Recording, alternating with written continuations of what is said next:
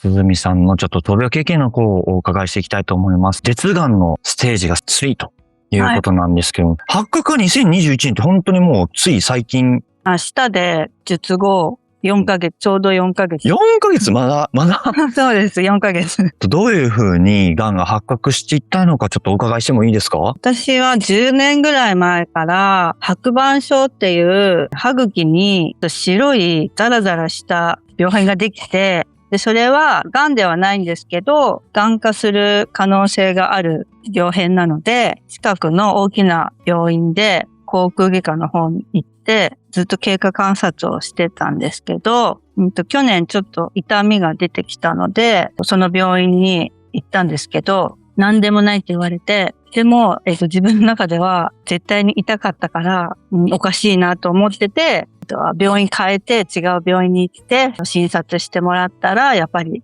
舌がんになってて、手術をしたという感じです。最初が白板症だった。白板って白って書くんですよね。そういう白い板の症状。下の歯茎にちっちゃくできてて、でもそれがちょっと少し広がってはいたんですけど、実際痛いなと思ってずっと歯茎ばっかり見てたんですけど、その痛かった場所は全然白板症が全くできてない下のところにできてたんですよ。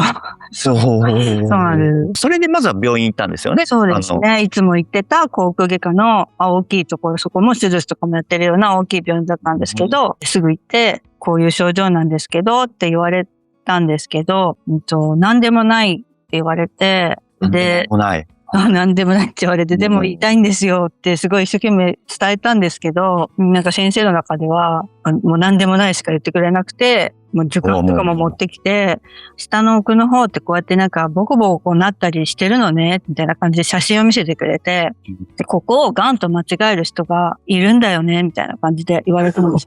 お前が間違っとるやんけ、みたいなね。でも私はもうすごい調べてたから、いや、そこは知ってると思ったんですけど、なんかもうすごい、なんかちょっと怒り気味で言われちゃって。でも自分のことだしと思って。ほんまそうです。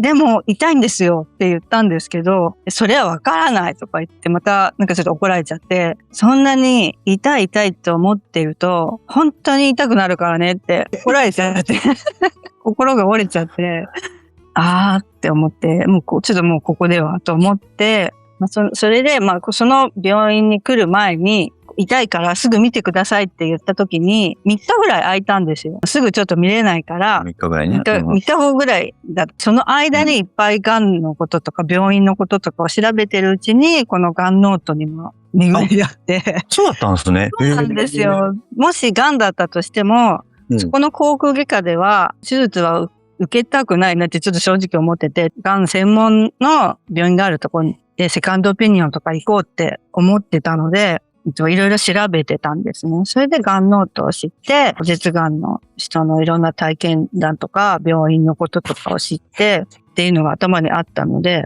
もうすぐ、もうそこの違う病院に行きたいって思いまして。病院は、癌の専門の病院に行ったってこと？頭頸部腫瘍科っていう、ここから上の癌、頭頸部腫瘍科っていうのがある大学病院に紹介状を書いてもらって、今、最初に行ってた病院はもう、癌じゃないって言われちゃったから、紹介状を書いてもらう、とてもなくて。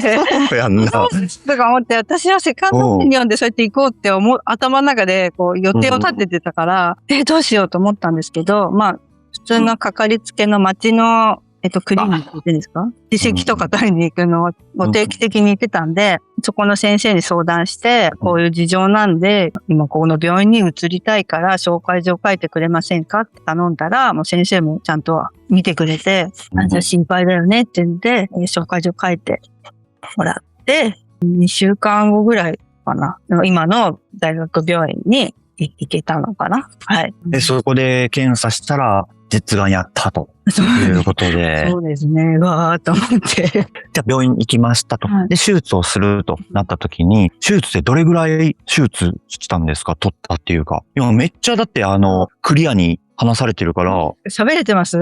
めっちゃ喋れてるよ。夫からはね、ちょっとね、たまに何言ってるかわからないって言われるから、頑張ってリハビリしてんですけど。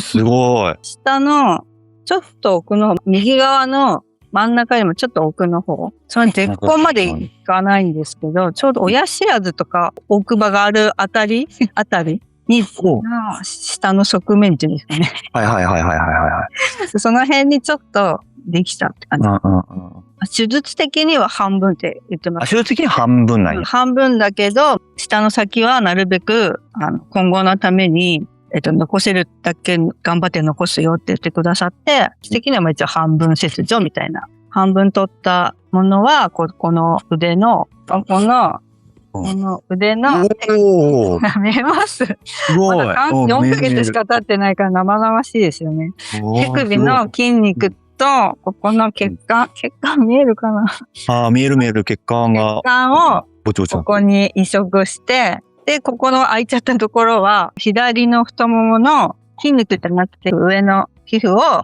ここにペチョって持ってきたみたいですね。はい。こういうのも、ここのがんノートで、実原さんが結構、同じ病院でやったんですけど、実原さんがここで結構細かくこういう手術して、こういうふうにやってきましたみたいのをすごい見てたので、心構えができたっていうか、すごい何回もここのがんノートをそれ見て、こうなるんだなって思ってたんで、こうなっても、そんなにうわーって落ち込まなくて済みました。過去のゲストに実原さんという方がいらっしゃって、すごくね、ユーモアを飛んだ面白い方なんですよ。いや、本当ありがとうございます。寺山さんも実はステージ3なんですね。そうですね。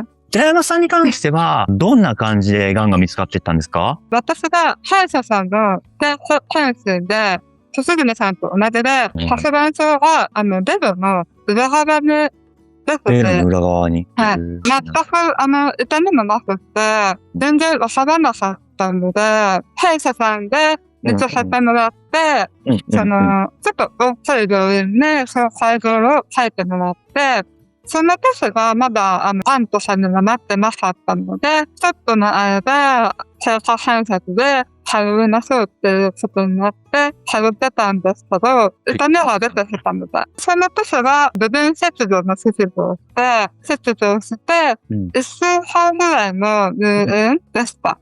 舌がんがあるってそこで分かったってこと？そうですね。もう痛みが出てきたので、いろいろ調べてもらったら、もう取りましょうっていう風になって、いろいろ検査をして、もうそれは取った方がいいっていうことだったので。どれぐらい取ったんですか？下の。本当に80個ちょっと取ったぐらい。その後、1年経つぐらいに、ちょっとやっぱ違和感が出てきて、痛みも出てしまったので。もう一度検査したんですかね？違和感出て。そうです。はい。再発っていう風に言われて、今度の手術は、うちの病院ではできないから、大きな病院に行ってくださいっていうことが。おじさんと同じように、寺山さんも半分ぐらい切ったん？私が左の奥にちょっと残ってて、あとはもう全部ないです。じゃあ、8割ぐらい切ったってこと？そうですね。はい。ほとんど。9割ぐらい。ほとんど。はい。ほとんど切ってるけど、全然ちゃんとね、会話できてるのすげえなっていうのは。だって2020年でしょ？それで。はい。私もアンノートね、出るのをもう故障にしてたので。そんなアンノートあげなくていいですよ、本当に。目標にしてくださってね。ふわふわに話せるようになりたいなっていうのはずっと思ってた。ありがとうございます。そうやってね、思って、で、本当にもう喋れるようになって、今もね、リハビリ中だと思うんですけども、こうやって出てくださってありがとうございます。